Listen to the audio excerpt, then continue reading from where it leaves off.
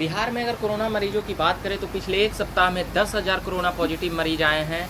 मगर ये अलग बात है कि रिकवरी रेट यहाँ का तेज़ी से बढ़ता है और लोग ठीक होकर वापस होकर घर चले जाते हैं।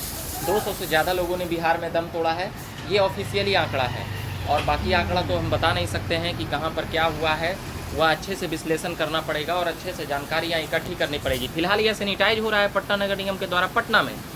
और पटना में जिस बेतहाशा ढंग से 2000 से ज़्यादा कोरोना पॉजिटिव मरीज की आंकड़ा आए हैं, उसके बाद से प्रशासन, स्वास्थ्य विभाग बहुत ज़्यादा जागी हुई है और ऐसे त्वरित कार्रवाई किया जा रहा है।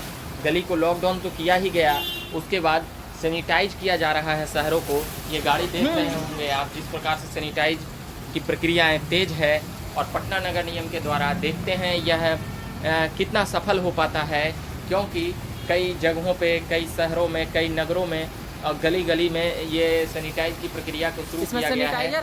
और यह कदम क्या देर से लिया गया या पहले लिया गया, यह एक अलग विषय है। मगर अभी जो फिलहाल हो रहा है वह अच्छा हो रहा है, क्योंकि सैनिटाइज करने से जहाँ जहाँ पे कोरोना महामारी का प्रकोप है उस पर अंकुश लगाने में कुछ कामयाबी मिल सकती है।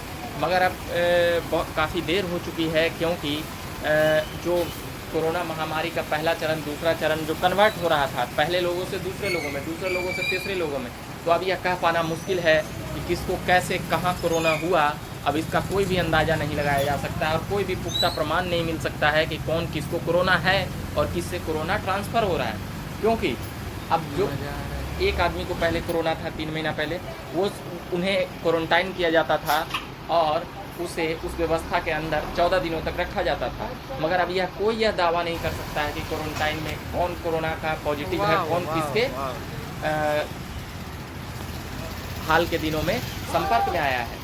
तो अब संपर्क में आने की बातें छोड़िए, क्योंकि अब प्रत्येक दिन इतनी बेतहाशा ढंग से कोरोना पॉजिटिव मरीज आ रहे हैं कि अब कौन कब कहाँ कैसे कोरोना पॉजिटिव हो जाए, अब यह बता पाना मुश्किल है।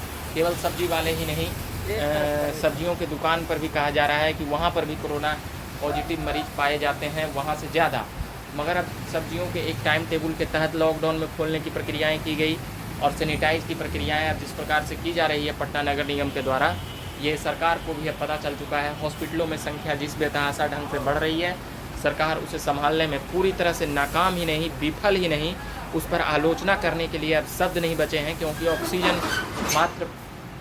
ऑक्सीजन की व्यवस्था भी नहीं है, जो मूलभूत सुविधाएं होनी चाहिए अस्पताल में वह भी नहीं है। मगर फिलहाल ये सैनिटाइज की प्रक्रिया जो हो रही है, इसकी तारीफ करनी होगी। हम इन तमाम खबरों में बने हुए रहेंगे। अभी के लिए फिलहाल इतना ही। झकास भारत से मैं रविकांत, धन्यवाद।